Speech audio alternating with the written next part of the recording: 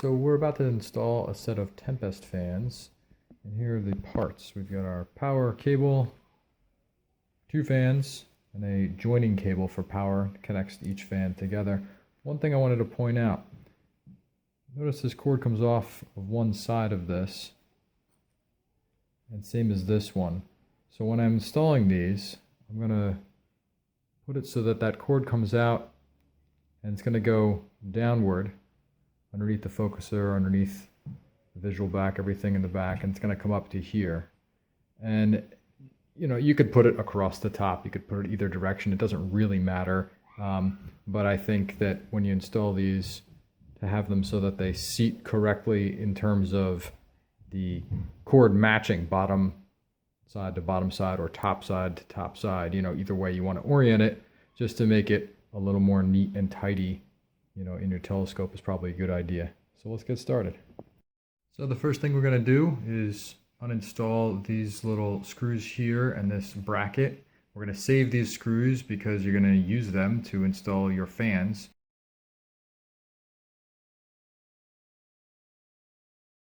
All right, so when you take the screws off, everything comes off pretty easily right there. Drops out. You can keep that kind of neat and clean. And this little whole plastic thing kind of wiggles. You have to get your fingernail underneath there a little bit real gently. Pop this guy out. Safely put this down and voila. Focusing bar, all kinds of neat stuff inside your telescope. And we'll get started. So one thing we're going to do, we're going to join the first fan to this cable here to connect it. And we're going to put like a little bit of a weight on the end of this. It could be a couple washers taped on. I'm going to use like a AA battery. And what that does is it's going to allow us to just feed that into the back of the telescope and let it slide very gently, guide it. We're going to roll the telescope with the weight hanging down, pulling the cord through. And as we roll the telescope, gravity is just going to feed it right where we want it to go, hopefully. And we'll pick it up on the other side and connect it.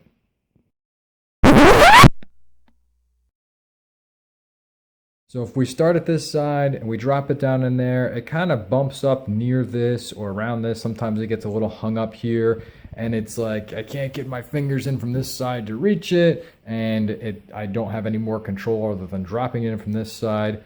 So what we're going to do is we're going to start our fan here and we're going to drop in that weighted battery end of the power connecting cable from this side, because we have a little more control with our fingers real close to here to get past this mirror lock knob that goes through there.